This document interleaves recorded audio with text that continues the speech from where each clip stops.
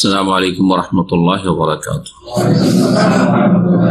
إن الحمد لله نحمده ونستعينه ونستغفره ونعوذ بالله من شرور أنفسنا ومن سيئات أعمالنا من يهده الله فلا مضل له ومن يضلل فلا هادي له وأشهد أن لا إله إلا الله وحده لا شريك له وأشهد أن محمدا عبده ورسوله صلى الله تعالى عليه وعلى آله وصحبه وسلم تسليما كثيرا. أما بعد، أعوذ بالله من الشيطان الرجيم. فمن كان يرجو لقاء ربه فليعمل عملا صالحا ولا يشرك بعبادة ربه أحدا. আল্লাহ রাব্বুল আলামিনের যাবতীয় প্রশংসা, যে আল্লাহ রাব্বুল আলামিন একমাত্র সত্য মাবুদ, তার সাথে কোনো শরীক নেই। তার সত্তায়, জাতে, তার গুণাবলীতে, তার রুবুবিয়ত, তার কাজে, তার ইবাদত বন্দেগীতে কোনো কিছুতে শরীক নেই। এই আকীদা যারা রাখবে এবং এই অনুযায়ী যারা কাজ করবে তাদের ঈমান আমল কবুল হবে। এই হচ্ছে আমল কবুল হওয়ার প্রথম শর্ত, তাওহীদ, শিরক মুক্ত হওয়া। সালাত এবং সালাম নাযিল করেন মুহাম্মদুর রাসূলুল্লাহ সাল্লাল্লাহু আলাইহি ওয়াসাল্লামের উপর, যার আদর্শ ছাড়া কোনো আদর্শ আল্লাহ কবুল করবেন না। যার সুন্নাহ, যার তরিকা ছাড়া অন্য কোনো তরিকার ইবাদত বন্দেগী আল্লাহ কবুল করবেন না। এটা হচ্ছে ইবাদত বন্দেগী কবুল হওয়ার দ্বিতীয় শর্ত। কোরআনে কারীমের দলিল রয়েছে, রাসূলুল্লাহ সাল্লাল্লাহু আলাইহি ওয়াসাল্লামের হাদিসে এই দুটো বিষয়ের দলিল রয়েছে। সুতরাং যারা আকীদার উলামায়ে কেরাম, সুন্নাহর উলামায়ে আহলুস সুন্নাহ, তারা এই আমল কবুলের শর্তগুলি খুব গুরুত্ব সহকারে আলোচনা করেছেন এবং বিস্তারিতভাবে বুঝিয়েছেন। এই বিষয়গুলি যারা বুঝে নেবে তাদের অল্প আমলেই তারা কামিয়াব হতে পারবে, সফলতা লাভ করবে। আর যারা এগুলি ঠিকভাবে বুঝলো না, তারা অনিচ্ছাকৃত অনেক সময় ভুল করবে, অথবা বুঝার পরে সেগুলিকে মানল না, অহংকার প্রদর্শন করলো, তারা ক্ষতিগ্রস্ত হবে, তাদের আমল ইবাদত বন্দেগী কবুল হবে না। আমাদের ধারাবাহিক আলোচনা আমরা প্রতি শনিবারে করব আকীদা মানহাজগত বিষয়গুলি বিশেষ করে, আর কিছু প্রশ্ন উত্তর বিভিন্ন বিষয়ের সাথে সম্পর্কিত। আলোচনা আমাদের লম্বা হবে না, যেমন গত সপ্তাহে বলেছিলাম। আজকে প্রথম যেখান থেকে শুরু করব সেটা হচ্ছে, যা আমি ভূমিকাতে উল্লেখ করেছি সংক্ষেপে, আমল কবুল হওয়ার জন্য শর্ত হচ্ছে দুইটি: আকীদা তাওহীদ এবং মানহাজ। সুন্নাহর উলামায়ে কেরামগণ বলেছেন, আল্লা ইউবাদা ইল্লাল্লাহ ওয়া আল্লা ইউবাদা ইল্লা বিমা শারাহ। প্রথম শর্ত হচ্ছে ইবাদত বন্দেগী, সমস্ত আমল কবুল হওয়ার, যে আল্লাহ ছাড়া যেন কারো ইবাদত বন্দেগী না হয়, আল্লাহর সাথে যেন কোনো কিছুকে শরীক না করা হয়। তাওহীদ প্রথম শর্ত, ইখলাস শর্ত। এই তাওহীদ আর ইখলাসের পরিপন্থী হচ্ছে শিরক, বহুমুখী শিরক, বড় শিরক হোক আর ছোট শিরক হোক। এই শিরক আমলকে ধ্বংস করে দেয়। বড় শিরক হলে সমস্ত আমল অতীত ধ্বংস হয়ে যায়। লাইন আশরাকতা লায়াহবাতান্না আমালুক। শিরকে আসগার কবিরা গুনাহ, বড় শিরক করলে যে আমলে শিরক ঢুকে ইখলাস পরিপন্থী হয়ে যায়, রিয়া, লোক দেখানো, লোককে শোনানো, দুনিয়ার উদ্দেশ্য হয়ে যায়, সেটা প্রাথমিক পর্যায়ে থাকলো সে আমলটি নষ্ট হয়ে যায়। আর সেটা যদি একবারে খুব বদ্ধপরিকর, পুরোপুরি পার্থিব স্বার্থে সে আমল হয়, তাহলে সেটা বড় শিরকে অনেক সময় পরিণত হয়। ইখলাস বিহীন একবারে, যার ফলে সেটা বড় শিরকে অনেক সময় পরিণত হয়। ওলামারা বলেছেন এগুলো সূক্ষ্ম বিষয়, যার ফলে সমস্ত আমল ধ্বংস হওয়ার আশঙ্কা আছে। এক কথায়, ছোট শিরক যদি শিরকে আসগার হয়, যে আমলে শিরকের অনুপ্রবেশ ঘটবে সেই আমলটি ধ্বংস হয়ে যাবে। জি, হাদিসে কুদসি নবী করিম সাল্লাল্লাহু আলাইহি ওয়াসাল্লাম সহিহ মুসলিমে রয়েছে মর্মে, আনা আগনা শুরাকায়ে আনিশ শিরক, আমি শরীকদের মধ্যে সবচাইতে বেশি, সর্বাধিক অমুখাপেক্ষী শিরক হতে। বা পার্টনারশিপ হতে। ফামান আমেলা আমালান, সুতরাং কেউ যদি আমল করে, তাহলে আমল করলো, আশরাকা ফিহে মাইয়া গায়রি, আমার সাথে অন্য কাউকে শরীক স্থাপন করলো, তারাকতুহু ওয়া শিরকাহু, তাকেও অপরিত্যাগ করি আর তার শিরকি কর্মকাণ্ড আমলগুলিকেও আমি পরিত্যাগ করি, ছেড়ে দিই, কবুল করি না। স্পষ্ট যে আমলগুলিতে শিরক থাকে সে আমল কবুল হয় না। বড় শিরক হলে অতীতের আমল ধ্বংস হয়ে যায়। সংক্ষেপে এতটাই যথেষ্ট এই বিষয়। দ্বিতীয় শর্ত আমল কবুল হওয়ার, ও আল্লাহ ইউবাদা ইল্লা বিমা শারা, ইবাদত বন্দেগী করা চলবে না একমাত্র রাসূলুল্লাহ সাল্লাল্লাহু আলাইহি সাল্লামের আনিত পদ্ধতি, শরীয়ত, আদর্শ ছাড়া।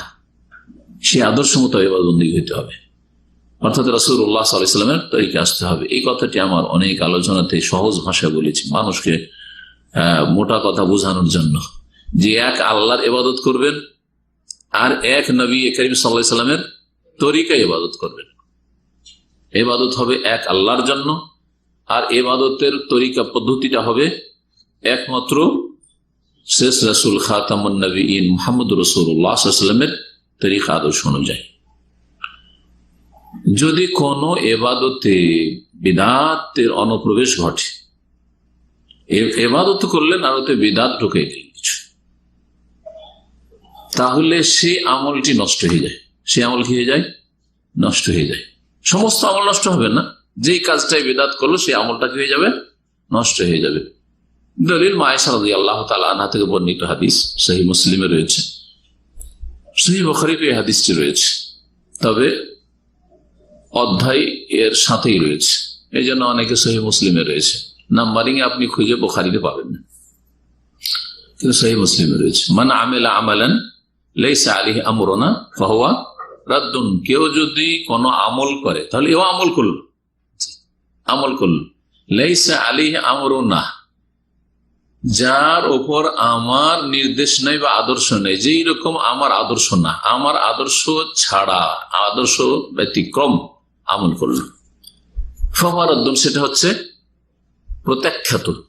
রাদ্দুন মানে মারদুদুন, মাজদার ইসম মাফউলের অর্থ, সেটা হচ্ছে মারদুদ, রিজেক্টেড। সেই আমলটি তাহলে মারদুদ। এগুলি হচ্ছে মৌলিক নীতিমালা। এই মৌলিক নীতিমালাগুলি যদি ঠিক থাকে, অল্প আমল মানুষের মুক্তির জন্য, নাজাতের জন্য, আল্লাহর আযাব থেকে যথেষ্ট দুনিয়া আখিরাতের। আর যদি এই নীতিমালা ঠিক না থাকে আর আমলের পাহাড় পর্বত থাকে, কোনো কাজে আসবে না, সব ধ্বংস হয়ে যাবে, সারা মরিচিকার মতো সে আমল গিয়ে হবে। এখন আমরা এই বিষয়ে কিছু আলোচনা করব, প্রশ্ন উত্তর, তারপরে সংশয় নিরসন। তার আগে শেখ আল্লামা সালেহুল ফওজান হাফিজাহুল্লাহ কাছে একটি প্রশ্ন করা হয় বিদাতীদের সম্পর্কে আর অন্য অন্য গুনাহগারদের সম্পর্কে। তুলনামূলক জিজ্ঞাসা, যে যারা অন্যান্য পাপের কারণে নাফরমান, ফাসিক গুনাহগার, এর এক শ্রেণীর মানুষ, আর এক শ্রেণীর লোক তারা ধর্মীয় কাজ করতে গিয়ে বিদাতি কাজ করে, নবী সাল্লাল্লাহু আলাইহি ওয়াসাল্লাম আদর্শ বহির্ভূত কাজ করে, যার ফলে তারা বিদাতি। বিদাতিদের জন্য কঠোর আযাব শাস্তি রয়েছে, নাকি ফাসিক গুনাহগার নাফরমান যারা ইসলামের গণ্ডিত রয়েছে কিন্তু বিভিন্ন পাপে জড়িয়ে আছে, কাবিরা গুনাহে জড়িয়ে আছে, তাদের জন্য কঠোর আযাব রয়েছে? আল আজওয়া আল মুফিদা আন আসইলাতিল মানাহিজিল জাদীদা, এই কিতাবের 5 নম্বর প্রশ্ন। আপনারা যাদের কাছে কিতাব আছে দেখতে পারেন। আমরা ধারাবাহিক কিতাবের সাথে চলবো না, কারণ যখন যে প্রসঙ্গটা থাকবে তখন সেরকম নিয়ে আলোচনা করবো, বেশি লম্বা যেহেতু করবো না, আর সব কথায় আলোচনা করবো না। বলছেন আইয়ুহুমা আশাদ্দু আযাবান আল উসাতু আমিল মুবতাদিআহ, দুই শ্রেণীর মানুষের মধ্যে কোন শ্রেণীর আযাব বেশি শক্ত হবে? আল উসাত, যারা নাফরমান, অন্যান্য পাপের কারণে নাফরমানি করে, বিরুদ্ধাচরণ করে আল্লাহ এবং রাসূলের, ফরজ ওয়াজিবে ঘাটতি করে, হারাম নাজায়েজে লিপ্ত হয়ে, চুরি করে, ডাকাতি করে, মদ খেয়ে, অথবা বিভিন্ন ফরজ গলিতে ঘাটতি করে, জামাতে সালাত আদায় করেন, সালাত যদি আদায় নাই করে তাহলে তো কাফের হয়ে যাবে সঠিক মত, কিন্তু সালাত আদায় করে, জামাতে করেন, ফরজ জামাত ওয়াজিব জামাত ছাড়ে, সিয়ামে ঘাটতি আছে, জাকাতে ঘাটতি আছে, জি এইরকম বিভিন্ন পাপ আছে। ফরায়েজ ওয়াজিব, বেহায়া বেপরদা, হিজাব পর্দার ক্ষেত্রে ঘাটতি আছে। এরা হচ্ছে এমন সাত নাফরমান, এরা জানে যে এগুলি হচ্ছে পাপ, এরকম পাপীরা জানে যে এগুলি হচ্ছে পাপ। আর বেদাত করে বেদাতি, কিন্তু জানে যে এগুলি হচ্ছে সওয়াবের কাজ, জান্নাতে যাওয়ার কাজ, নেকির পাহাড়। মিলাদ করবো নেকির পাহাড় হবে, ঠিক না? মহরমে তাজিয়া করবো নেকির পাহাড় হবে। ইয়া হোসেন করবো, শিরক কুফরি করবো, নেকির পাহাড় হবে। জি, তো যারা শিরক বিদআত করে, জি হ্যাঁ, এরা সেটাকে সওয়াবের কাজ মনে করে। পক্ষান্তরে যারা অন্যান্য পাপে জড়িয়ে আছে শিরক বিদআত ছাড়া, গুনাহগার, তারা মুসলিম সমাজের ইসলামের গণ্ডিতে আছে, তারাও গুনাহগার, কিন্তু এই দুইয়ের মাঝে কঠোর শাস্তি কাদের জন্য রয়েছে? উত্তরে তিনি বলছেন, আল মুবতাদিআতু আশাদ্দু, বেদাতীদের আযাব বেশি কঠিন। লিআনাল বিদআত আশাদ্দু মিনাল মাসিয়া, কারণ বিদাতির জন্য কেন বেশি আযাব বা কঠিন আযাব? কারণ বেদাত হচ্ছে অন্যান্য গুনার চাইতে বেশি কঠিন পাপ, বড় পাপ। শয়তান দুই রকমই পাপ করায়, ধর্মের নামে পাপ করায় আর দুনিয়াদারির ক্ষেত্রে পাপ করায়। কিন্তু শয়তানের কাছে অল বিদআত আহাব্বু ইলা শাইতানি মিনাল মাসিয়া, অন্যান্য গুনার তুলনায় শয়তানের কাছে বেদাতি কর্মকাণ্ড বা বেদাতি আকীদা, বেদাতি আমল বেশি প্রিয়। কেন? শয়তান ভালো করে জানে যে চোর চুরি করে ওটাকে পাপী মনে করে, নিজেকে ধিক্কার দেয়, কখন তওবা করে নেবে, হঠাৎ করে কখন কি করবে, ভালো মানুষ হয়ে যাবে। একজন মুসলিম জামাত ছাড়ে, ঘরে সালাত আদায় করে, পুরুষ মানুষ, ও জানে যে এই কাজটা আমার ত্রুটি, অন্যায়, সুতরাং কখন তওবা করে নিবে। রমজানের দিনে পানাহার করে, ফাসিক গুনাহগার পাপিষ্ঠ, ও জানছে যে আমি পাপ করছি, অন্যায় কাজ করছি, কখন তওবা করে নিবে। বেহাবে পর্দা, মহিলা পর্দা করে না, সে জানছে যে আমি গুনার কাজ করছি, কখন তওবা করে নেবে, সওয়াবের কাজ কি মনে করে না। পক্ষান্তরে আম্মাল মুবতাদি ফাকালিলাম মা ইয়াতুব, বেদাতি খুব কমই তওবা করে, বেদাতির তওবা নসিব খুব কমই হয়ে থাকে। কেন তওবা নসিব হয় না? লিআন্নাহু ইয়াযুন্নু আন্নাহু আলা হক, বেদাতি মনে করে যে আমি হকপন্থী, আমরাই জান্নাতি, আমরাই মুসলিম, কবর মাজারে সিজদা করে মুসলিম, মিলাদ করে মুসলিম, জি হ্যাঁ, মানে একেবারে পাকা মুসলিম। হ্যাঁ, বেদাতি দুই রকম। বেদাত, এমন বেদাত আছে যে বেদাতের কারণে ইসলাম থেকে বেরিয়ে যায়, বড় শিরকের বেদাত। আর কিছু বেদাত আছে যে মুসলিম থাকে, নিজেদেরকে হক পন্থী মনে করছে। যারা সুফিবাদে বিশ্বাসী, সুফিবাদের দুটো স্তর আছে, একটা হচ্ছে শিরক কুফরির স্তর, নিজেদেরকে পাকা মুসলিম মনে করছে শিরক কুফরি আকীদা রেখেও। আর একদল সুফি আছে যারা বিদাতি কর্মকাণ্ডে মেতে আছে, তার নিজেদেরকে পাক্কা হক্কানি মনে করছে, আহলে হক মিডিয়া। এরা কখনো তওবা সাধারণত করে না, লিআন্নাহু ইয়াযুন্নু আন্নাহু আলা হক, কারণ বিদাতি মনে করে যে আমরা সত্যের উপর, হকের উপর আছি। বিখিলাফিল আসি, পক্ষান্তরে নাফরমান সবসময় জানে আমি কাজগুলো ভুল করছি। ফাইন্নাহু ইয়ালামু আন্নাহু আসিম, কারণ গুনাহগার জানে যে আমি গুনাহ করছি। ওয়া আন্নাহু মুরতাকিবুল লিমাসি, আর বুঝছে যে আমি অন্যায় কাজে লিপ্ত আছি। আম্মাল মুবতাদি ফাইন্নাহু ইয়ারা আন্নাহু মুতিউন, বেদাতি মনে করে যে আমি নেক কাজ করছি, নেকির কাজ, আমি আল্লাহর আনুগত্য করছি, রাসূলের আনুগত্য করছি। ওয়া আন্নাহু আলা তাআতিন, যে কাজগুলি করছি এগুলো সওয়াবের কাজ করছি। ফালিযালিকা সারাতিল বিদআত ওয়াল আয়ায বিল্লাহ শাররা মিনাল মাসিয়া, এই জন্য বিদআত হচ্ছে অন্যান্য গুনার চাইতে বেশি নিকৃষ্ট পাপ। এই জন্য বেদাতীদের থেকে সতর্ক সাবধান করেছে, বেদাতীদের সাথে সম্পর্ক রাখতে, সংসর্গে আসতে, বেদাতীদের মজলিসে বসতে কঠোর ভাবে সালাফে সালেহিন সাহাবায়ে কেরাম তাবেঈন তাবা নিষেধ করেছে। পক্ষান্তরে গুনাহগারদের সাথে ওইভাবে নিষেধ করেননি যে ওদের সাথে বসবে না। জি, কারণ যে বসছে একজন অন্য পাপীর সাথে, ও জানছে যে এটা পাপ আর ও জানছে পাপ, এখানে রিস্কটা কম আছে। পক্ষান্তরে বিদাতের সাথে বসলে হয় কি, ও ধর্মের রং দিয়ে সে কাজগুলি করছে, ধর্মের রঙে রঞ্জিত তার আমলগুলি, সুতরাং সেখানে প্রতারিত হওয়ার আশঙ্কা বেশি। এই জন্য সালাফে সালেহিনরা সতর্ক করেছেন বেদাতীদের সাথে উঠা বসা করতে, লিআন্নাহুম ইউআসসিরুনা আলা মান জালাসাহুম, কারণ বেদাতীদের সাথে যারা বসে তাদের ওপর তারা প্রভাব সৃষ্টি করবে, কুপ্রভাব ফেলবে। দেখেন আজকাল মুসলিম বিশ্বে যেসব বিদাতি দলের সাথে সম্পৃক্ত হয়ে গেছে, সহজে বেরিয়ে আসতে পারে না, সহজে বেরিয়ে আসতে পারে না। তখন তারা দুনিয়ার সাথে যেসব পাপে জড়িয়ে আছে সহজে হয়তো বেরিয়ে চলে আসছে, সহজে বেরিয়ে চলে আসছে। ও খাতারহু শাদীদ, বেদাতীদের খাতরা, বেদাতীদের ক্ষতির দিকগুলি হচ্ছে বেশি মারাত্মক। ওয়ালা শাক্কা আন্নাল বিদআতা শাররুম মিনাল মাসি, এতে কোনো সন্দেহ নাই যে বিদআত অন্যান্য গুনাহের চাইতে বেশি নিকৃষ্ট। খাতার মুবতাদি আশাদ্দু আলান নাস মিন খাতারিল আসি, আর বিদাতির যে ভয়াবহতা বা বেদাতির ক্ষতিকর দিক মানুষের ক্ষেত্রে বা মানব জাতির ক্ষেত্রে অন্যান্য নাফরমানের চাইতে বেশি বিপজ্জনক।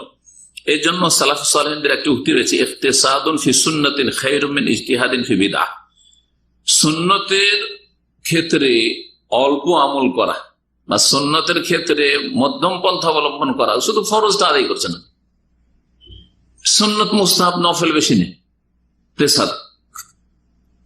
সুন্নত ভিত্তিক আমল কিন্তু শুধু ফরজটাই হয়তো আছে। খায়রুম মিন ইজতিহাদিন ফি বিদআহ, বেদাতের ক্ষেত্রে অনেক মেহনত পরিশ্রমের চাইতে ভালো।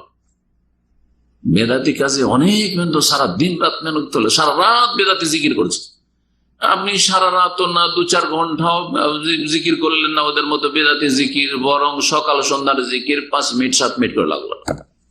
ঘুমের পূর্বের জিকির, বিছানায় শোয়ার আগে 2-4 মিনিট লাগলো, 5 মিনিট লাগলো। সালাতের পরে সুন্নতি জিকির আপনার 2-4 মিনিট লাগলো। এসব অনেক অনেক ভালো। ইখতিসাদুন ফি সুন্নাতিন খায়রুম মিন ইজতিহাদিন ফি বিদআহ। এই ছিল শেখ সালেহ ফওজান হাফিজাহুল্লাহ আলোচনা বেদাতি সম্পর্কে এবং অন্যান্য গুনাহগারদের সম্পর্কে তুলনামূলক আলোচনা। বিদআত সম্পর্কে সালাফে সালেহিনের কিছু উক্তি এখানে উল্লেখ করা হয়েছে, সেগুলি আমি আলোচনা করি। কাল সুফিয়ান সাউরি রাহিমাহুল্লাহ, ইমাম সুফিয়ান সাউরি রহমতুল্লাহ আলাইহি খুব বড় ইমাম ছিলেন, তিনি বলছেন আল বিদআতু আহাব্বু ইলা ইবলিস মিনাল মাসিয়া, বেদাত হচ্ছে ইবলিসের কাছে অন্যান্য গুনাহের চাইতে বেশি প্রিয়। ফাইনাল মাসি ইউতাব মিনহা, কারণ অন্যান্য গুনাহ থেকে তওবার সম্ভাবনা রয়েছে। ওয়াল বিদআতু লা ইউতাব মিনহা, বিদআত থেকে মানুষ তওবা করবে না। বিদআত থেকে মানুষ তওবা সাধারণত করে যতক্ষণ পর্যন্ত না বুঝতে পারে যে আমি ভুলে আছি। মজমু ফাতাওয়া 11 খণ্ড 472 পৃষ্ঠা রয়েছে। সিলসিলা সহিহ আল্লামা আলবানী রাহিমাহুল্লাহ তাতে রয়েছে 1016-20 নম্বর এই হাদিস, নবী করিম সাল্লাল্লাহু আলাইহি ওয়াসাল্লামের, ইন্নাল্লাহ ইহতাজাযা তাওবাত আন সাহিবি কুল্লি বিদআহ, আল্লাহ রাব্বুল আলামিন প্রত্যেক বিদআতের থেকে তওবাকে দূরে সরিয়ে রেখেছেন, তওবাকে আড়ে রেখেছেন। অর্থাৎ বেদাতির তওবা নসিব হয় না যতক্ষণ পর্যন্ত বেদাতকে বেদাত না বুঝবে। যেমন নামাইতো পড়া যে বেদাত, এটা যতক্ষণ না বুঝবে জীবনে নামাইতো ছাড়বে।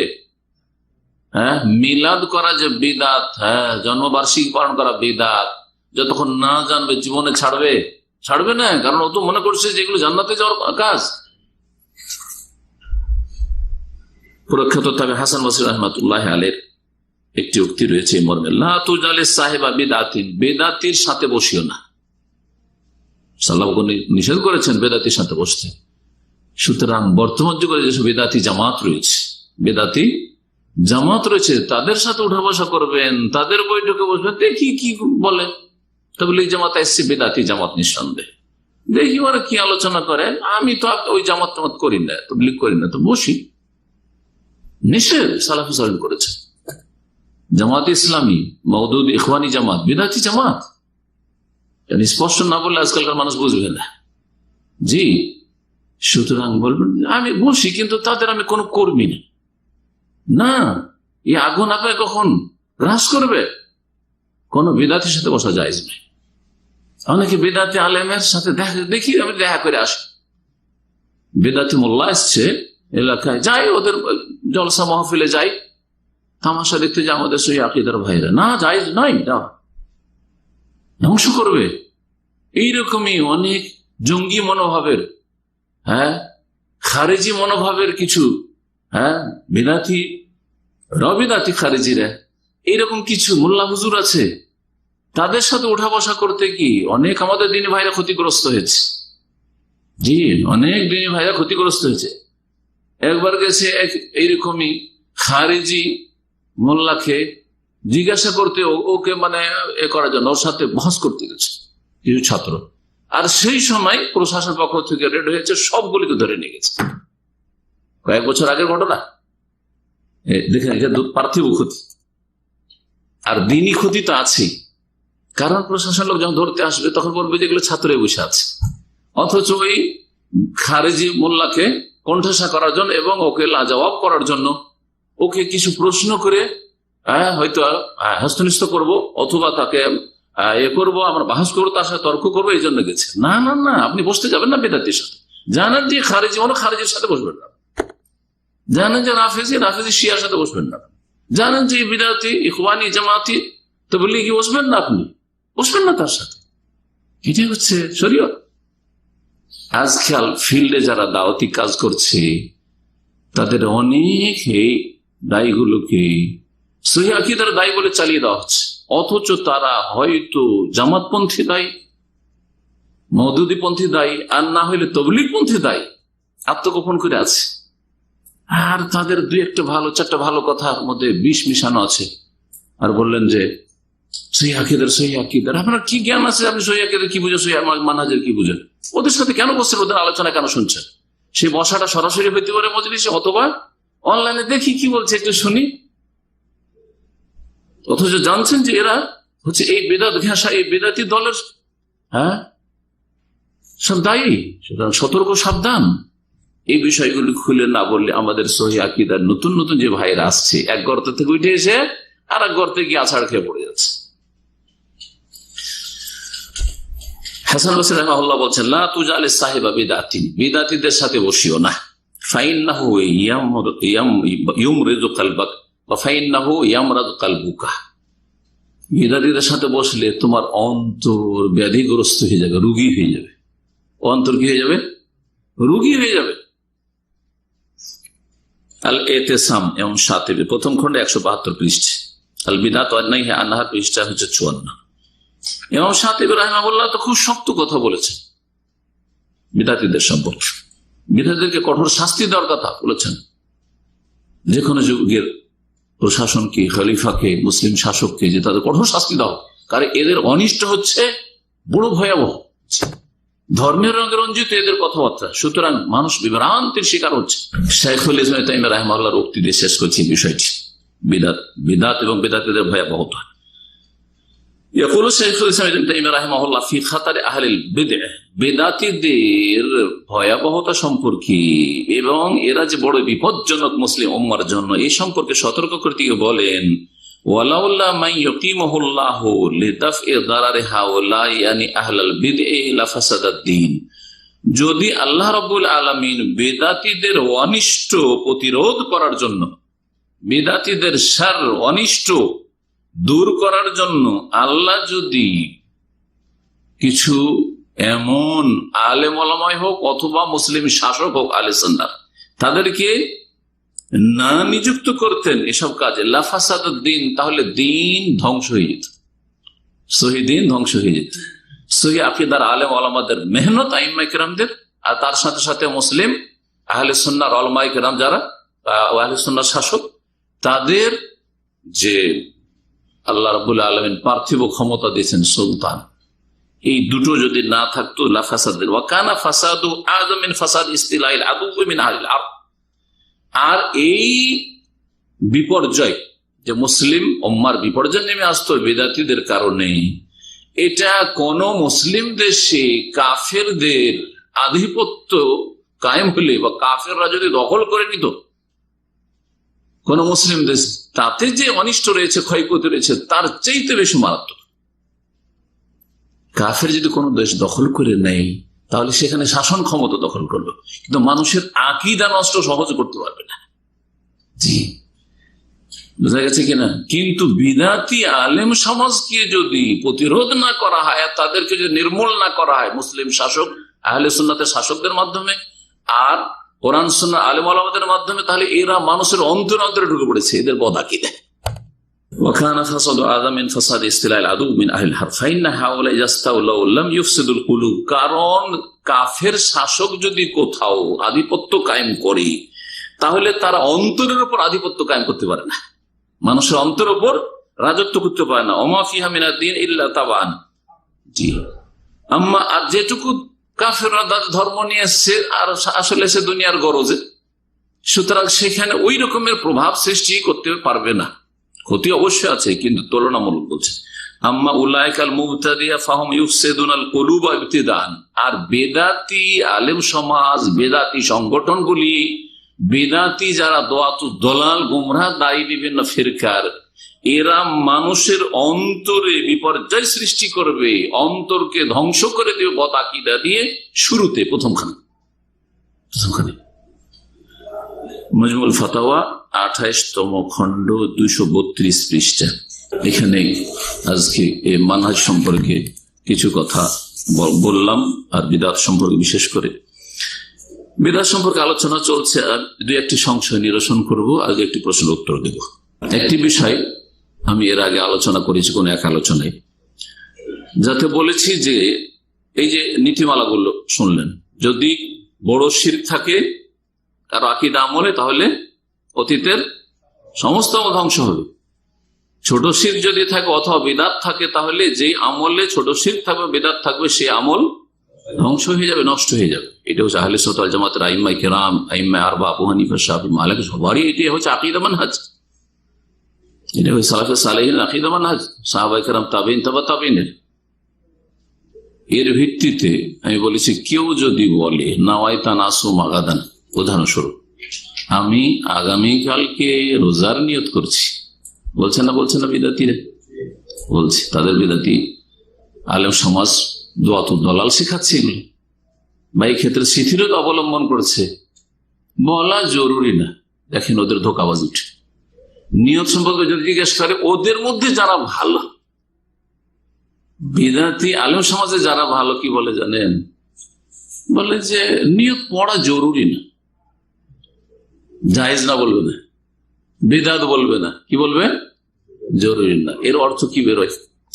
ওদের যারা পাকা বিদআতি তারা বলে নিয়ত পড়তে হবে, ঠিক না? নিয়ত পড়া ফরজ বলুক আর মুস্তাহাব বলুক, যেটা নিয়ত কি করতে হবে, পড়তে হবে। আর ওদের মধ্যে যারা একটু নিজেদেরকে মনে করে যে আমরা সহি আকীদায় চলে এসেছি কিন্তু সহি আকীদার নয় এগুলো, তারা বলে যে নিয়ত পড়া জরুরি না। জরুরি না মানে কি, ফরজ নয়, তাই না? জায়েজ কিনা? মুস্তাহাব হতে পারে কিনা? মুস্তাহাবটাও তো জরুরি না, তো মুস্তাহাব হতে পারে কিনা? সুতরাং এই বক্তব্য যখন শুনবে জনগণ, তখন নিয়ত পড়া কখনো ছাড়বে না।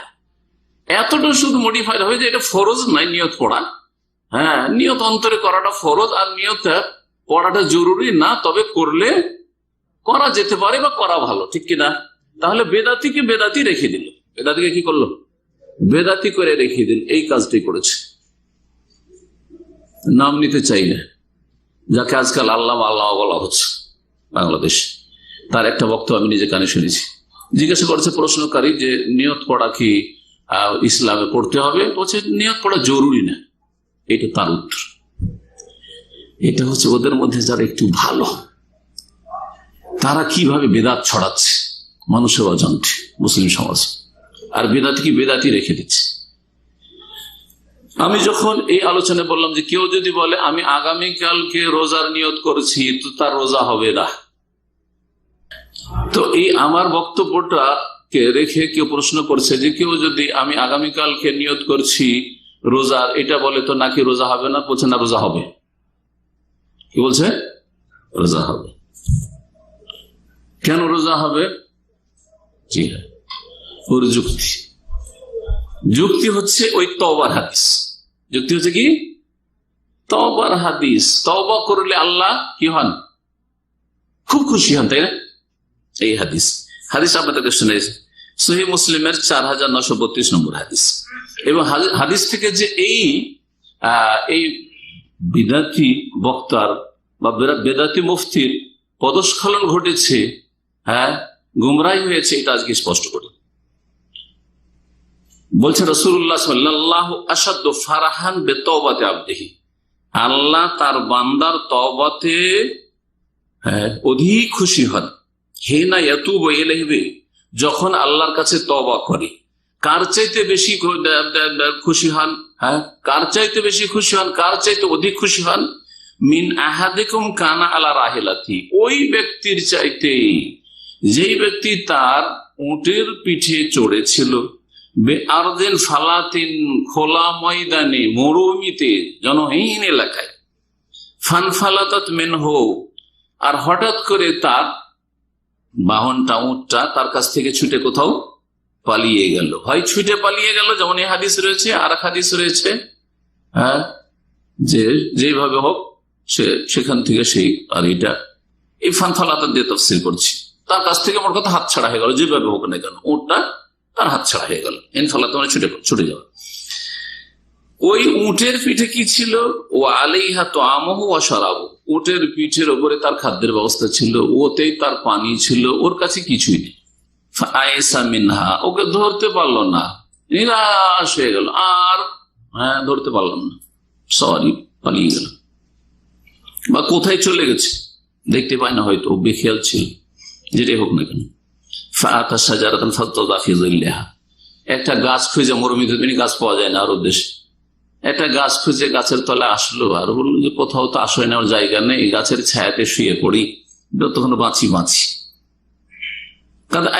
রাহিলাতিহি, তার এই বাহন উটনি থেকে শিখিয়ে নিরাশ হয়ে গেছিল। ফাবাইনা হুয়া কাযালিকা, এইরকম অবস্থা তাকে ঘুম চলে এসছে। এইখানে সংক্ষেপ করে দিচ্ছি, আসলে ঘুমিয়ে পড়েছে, ক্লান্ত অবস্থা কি হয়েছে, ক্লান্ত পরিশ্রান্ত, একবারে ঘুমিয়ে পড়েছে। ওই ঘুমিয়ে আছে, হঠাৎ করে ঘুম ভাঙছে কিছুক্ষণ পরে। আর জানছে যে মত নিশ্চিত, যতক্ষণ বেঁচে আছে তারপরে মরে যাবো, আর তো উপায় নেই, পানিও নেই, কিছু নেই, আর এদিক ওদিক কোথাও যেতেও পারবো না, মরুভূমিতে বালিতে নামলে মরে যাব, এই অবস্থায় ছিল। হঠাৎ করে ঘুম ভাঙলে দেখে যে মাথার কাছে এসে উটনিটা দাঁড়িয়ে আছে, মাথার কাছে উটনিটা এসে দাঁড়িয়ে আছে। হঠাৎ করে উটের লাগামটা ধরলো।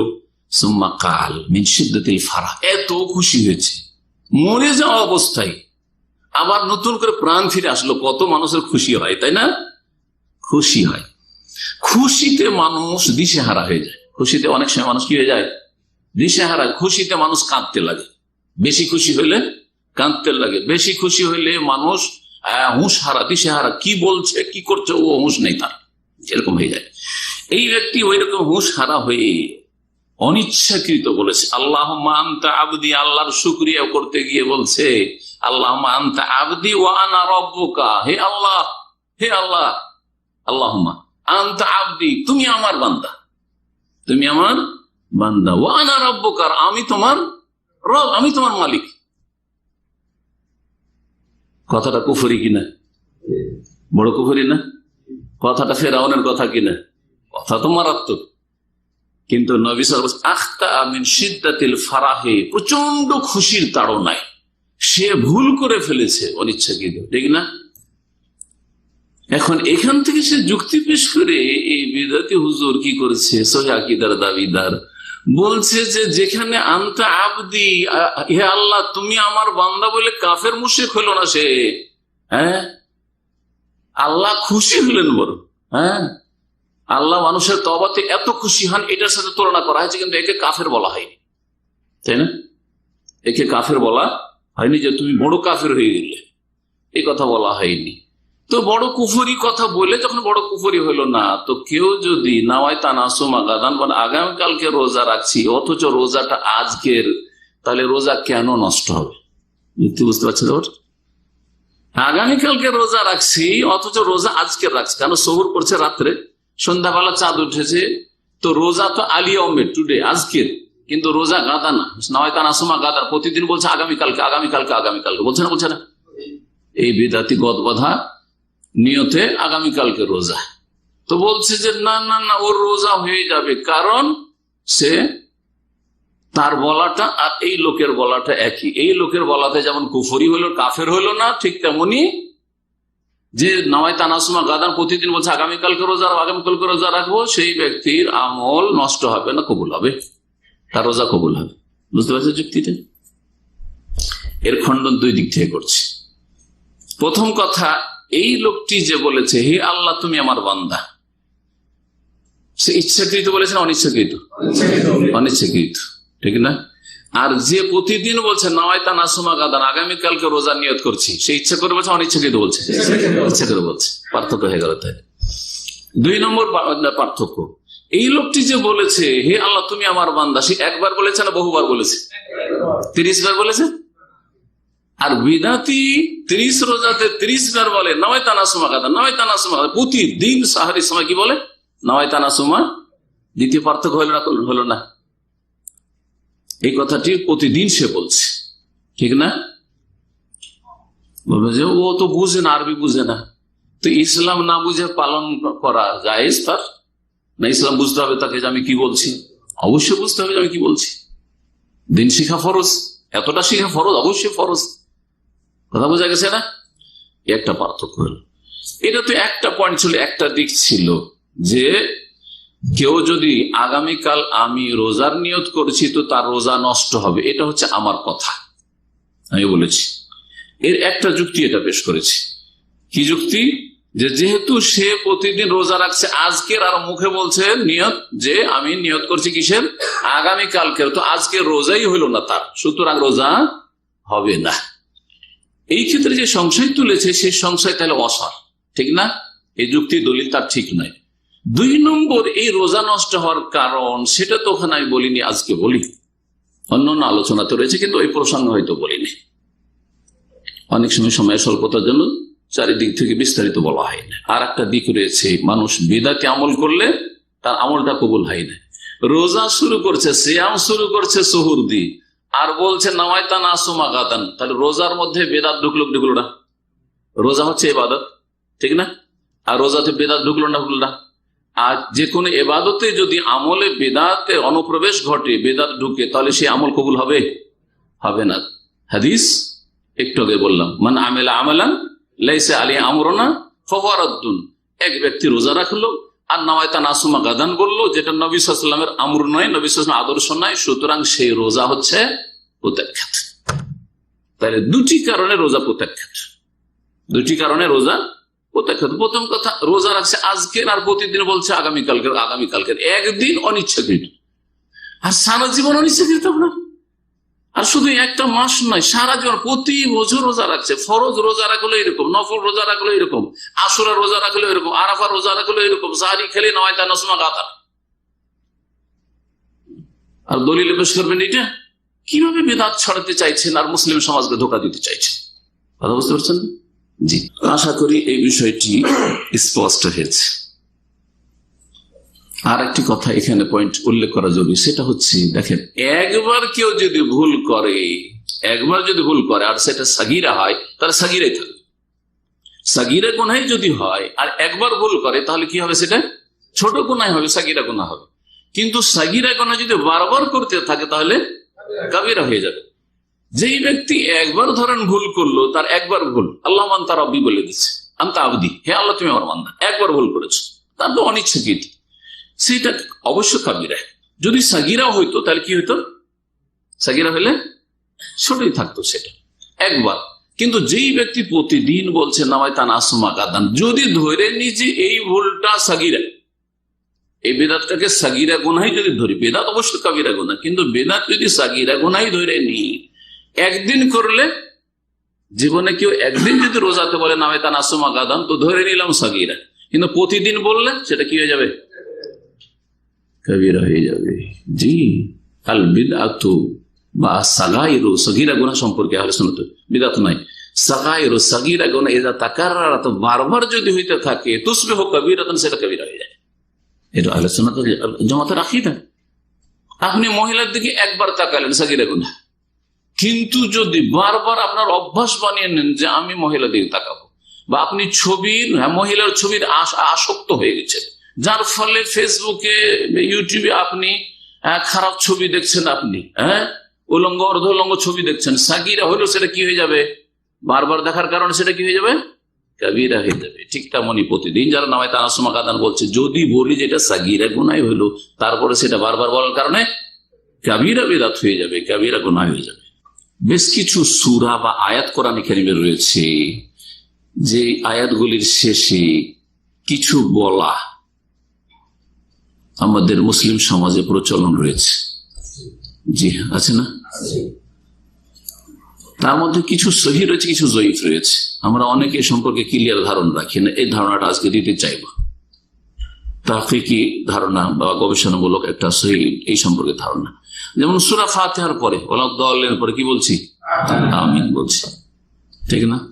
সাব্বিহ ইসমা রাব্বিকাল আলা, অনেকে বলে সুবহান রাব্বিয়াল আলা, হ্যাঁ বলছি। এমন সূরা 3 পরে বলে আলাইসাল্লাহু বিআহকামিল হাকিমিন, জানেন কি বলে? জানেন না? আপনারা শোনেননি? বালা ওয়া আনা আলা যালিকা মিনাশ শাহিদিন, বালা ওয়া আনা আলা যালিকা মিনাশ শাহিদিন। এইরকমই সূরা মুরসালা ফাবিআইয়ি হাদিসিন বাদাহু ইউমিনুন আমান্না বিল্লাহ, এই বিভিন্ন আমলগুলি রয়েছে। এই সম্পর্কে খোলাসা সার কথা শোনাবো শুধু 2-3 মিনিট। এই ক্ষেত্রে অনেকগুলি লিখনি আমি পড়লাম, তার মধ্যে আল্লামা আলবানী রাহিমাহুল্লাহ লিখনিটা বেশ গবেষণামূলক, সবগুলি হাদিস একসাথে কালেক্ট করে জমা করে। তিনি বলছেন আল খুলাসা সার কথা, কালিমাতু আমিন ফাসাবিতুন ফি সূরাতিল ফাতিহা, সূরা ফাতিহার শেষে আমিন বলা বিশুদ্ধ হাদিস দ্বারা প্রমাণিত সাব্যস্ত। ওয়া জুমলাতু তাসবিহ মিনহু ফাসাহিহুন সাবিতুন ফি সূরাতিল আলা ওয়া গায়রিহি, এবং তাসবিহ পাঠ করা সাব্বিহ ইসমা রাব্বিকাল আলাতে সুবহান রাব্বিয়াল আলা বা ফাসাব্বিহ বিসমি রাব্বিকাল আযীম, এই আয়াতটি সূরা ওয়াকিয়াত আসলে সুবহান রাব্বিয়াল আযীম, এগুলি হচ্ছে সহিহ এবং সাবিত প্রমাণিত, এগুলি হচ্ছে প্রমাণিত। ওয়াকাদ সাহহা মিনহু, বলছেন যে নবী সাল্লাল্লাহু আলাইহি ওয়াসাল্লাম থেকে এটাও সহিহ প্রমাণিত, বালা বলা ফি আয়াতিল সূরাতুল কিয়ামত, বালা বলা। ওয়া আম্মা মা ইউকালু ইনদা আখির কিরাআতি সূরাতি তিন, সূরা 3 যে আলাইসাল্লাহু বিআহকামিল হাকিমিন, এর শেষে যে বলা হয় বালা ওয়া আনা আলা যালিকা মিনাশ শাহিদিন, এটা ওয়া আখির সূরাতুল মুরসালাত, আর সূরা মুরসালাতের শেষে ফাল হাদিসু ফি যালিকা দাঈফুন, এই ক্ষেত্রে হাদিস হচ্ছে যঈফ, সহিহ নাই। ওয়া মা ইউকালু ইনদা কিরাআত ফাবিআইয়ি আলাই রাব্বিকুমা তুকাজ্জিবান, আর একটা আমল আমাদের দেশে খুব প্রসিদ্ধ রয়েছে, অনেকেই করে থাকে এটা। ফাবিআইয়ি আলাই রাব্বিকুমা তুকাজ্জিবান, যতবার আসে একটা দোয়া পড়ে, কি পড়ে জানা আছে? লা বিশাইইন মিন নিআমিকা রাব্বানা নুকাজ্জিবু ফালাকাল হামদ। আল্লাহ বলছেন ফাবিআইয়ি আলাই রাব্বিকুমা তুকাজ্জিবান, হে মানুষ, হে জিন, তোমাদের রবের কোন কোন নিয়ামতটাকে অস্বীকার করবে? আল্লাহ জিজ্ঞাসা করছেন, তো জবাব বলে যে লা বিশাইইন মিন নিআমিকা, আল্লাহ তোমার নিয়ামতের কোনো কিছু নেই যেটা হে রব নুকাজ্জিবু, যে আমরা অস্বীকার করব, অস্বীকার করি না, ফালাকাল হামদ, তোমারই যাবতীয় প্রশংসা, এই বাক্যটা বলে থাকে। এই মর্ম বলছেন আল্লাহ ফাইন্নাহু লাম ইউনকাল আনহু সাল্লাল্লাহু আলাইহি ওয়াসাল্লাম, যে ফাবিআইয়ি আলা রাব্বিকুমা তুকাজ্জিবান সম্পর্কে বলে থাকে, এটা নবী করিম সাল্লাল্লাহু আলাইহি ওয়াসাল্লাম থেকে বলা প্রমাণিত না। আন্নাহু কানা ইয়াকুলু যালিকা ইনদা কিরাআতি হাযিহিল আয়া ফিস সালাতি ওয়া ফি গায়রিহা, সালাতের ভিতরে হোক অথবা বাইরে হোক, কখনো নবী সাল্লাল্লাহু আলাইহি ওয়াসাল্লাম এইভাবে পড়েননি। জি, জিনদের সম্পর্কে একটি হাদিস রয়েছে যে জিনেরা এরকম বলেছেন, আর ওখান থেকে অনেকে এই আমলটি শুরু করেছে, কিন্তু নবী করিম সাল্লাল্লাহু আলাইহি ওয়াসাল্লাম এইভাবে কখনো বলেননি। তারপরে আরেকটি বিষয় উনি উল্লেখ করেছেন যে আরেকটি হাদিস রয়েছে, সেই হাদিসের আলোকে ইমাম নবী রাহমাতুল্লাহ আলাইহি বলেছেন যে যখনই কোন জায়গায় কোরআনে কারিমে রহমতের আয়াত আসতো, মানে জান্নাতের আয়াত, আল্লাহর নিয়ামতের আয়াত, তখন আল্লাহর রহমত যাচ্ছা করতেন নবী সাল্লাল্লাহু আলাইহি ওয়াসাল্লাম, এবং যখনই কোনো আল্লাহর আযাবের আয়াত আসতো বা জাহান্নামের আযাব আসতো, তখন তার থেকে আশ্রয় প্রার্থনা করতেন বা আশ্রয় কামনা করতেন। জি, তো এই সম্পর্কে বলছেন আল্লামা আলবানী যে ইন্নামা ওয়ারাদা ফি সালাতিল লাইল, এটা তাহাজ্জুদের সালাতে প্রমাণিত নবী সাল্লাল্লাহু আলাইহি ওয়াসাল্লাম থেকে। কিন্তু আমাদের সমাজে অনেকে এটা ফরজে আমল করে, ফরজে আর জরুরি সাব্বিহ ইসমা রাব্বিকাল আলা সুবহান রাব্বিয়াল আলা। জি, আলাইসাল্লাহু বিআহকামিল হাকিমিন বালা ওয়া আনা আলা যালিকা মিনাশ শাহিদিন, যেমন আমিন জোরে বলে এরকম অনেকে বলে, এই আমলগুলি ভুল, সহিহ নয়। এখানে আজকের আলোচনা শেষ করছি। সাল্লাল্লাহু আলা নবিয়িনা মুহাম্মদ ওয়া আলা আলিহি ওয়া সাহবিহি।